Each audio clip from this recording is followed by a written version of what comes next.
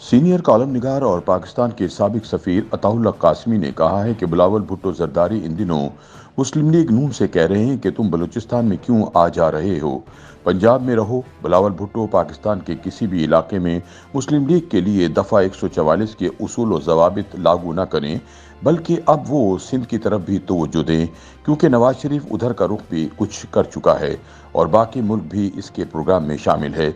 पाकिस्तान के इस सफ़े अव्वल के निडर और बाउसूल सियासतदान ने पाकिस्तान की गली गली और कूचे कूचे में जाना है कि अवाम इससे बहुत उम्मीदें बांधे हुए हैं। अपने एक कॉलम में अताउल्लाह कासमी कहते हैं कि बिलावल भुट्टो जरदारी एक खूबसूरत नौजवान है, इसका ताल्लुक शहीदों के खानदान से है। पीटीआई के गाली गलोच ब्रिगेड ने इस पर घटिया दशनाम तराजी की हद की हुई है, मगर इस वक्त वो इस फितना बरदार ग्रुप को नज़रअंदाज करता नजर आता है और इलेक्शन के बाद वजीर आजम पाकिस्तान बनने की पेशगोई कर रहा है। इसमें कोई शुबा नहीं कि बतौर वजीर खारिजा उसकी कारकर्दगी बुरी नहीं थी। ये भी वो कह रहा है कि बुजुर्गों ने सब ओहदों पर रहकर अपना शौक पूरा और तरक्की की अमल को अधूरा छोड़ दिया। अब क़यादत नौजवान के सुपुर्द होनी चाहिए। मैं नौजवान हूँ, चुनाचे वजीर आजम की मसनद पर मुझे बैठना है।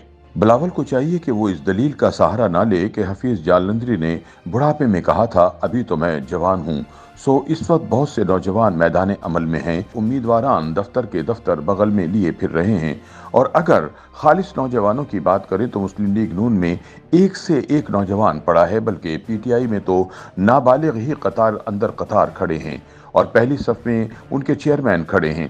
पीटीआई ने बिलावल के खिलाफ जो नाजिबा मुहिम चला रखी है, अब बिलावल को जवाब गजल के तौर पर चैलेंज करना चाहिए कि जो मुझे ऐसा बल्कि ऐसा वैसा समझता है वो आकर मुझे मिले, इंशाल्लाह इसकी तसल्ली कर दूंगा। अताउल्लाह कासमी लिखते हैं कि बात से बिलावल के नहीं, उनकी पार्टी इस वक्त बहुत मुनफरिद किस्म के बयानिए दे रही है। उसका मौक़िफ़ ये है कि पीपल्स पार्टी ने हमेशा गरीब आवाम के मसाइल के हल के लिए भरपूर काम किया है। चुनाचे इन्हें इस बार अगर खिदमत का मौका दिया जाए तो वो मुल्क और कौम को दरपेश सारे मसाइल हल कर देंगे। पार्टी खिदमत का मौका मिलने की जो इस्तिदा कर रही है, इसका मुखातिब कोई और है। पार्टी इस खुशफहमी में नहीं थी कि हुमा उनके सर पर बैठने ही वाला है। इक़्तिदार का परिंदा हुमा शुमा के सर पर नहीं बैठता, बल्कि इसका उस्ताद इसे हर ऊंच नीच से आगाह करता है और फिर कहता है जाओ जिसके सर पर बैठना है बैठ जाओ। ताहम इसे लोकेशन भी सेंड की जाती है और यूं वो बासानी मंजिल मकसूद तक पहुंच जाता है।